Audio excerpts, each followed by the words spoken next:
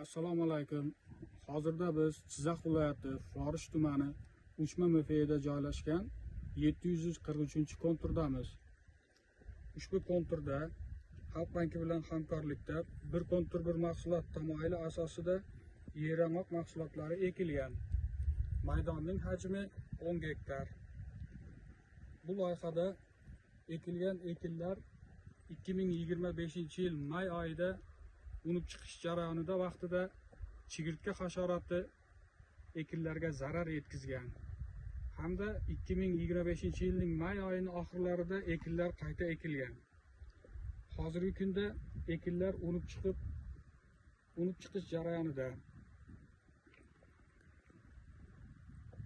Ekinlarni yetishtirish 150-160 kun davom etadi.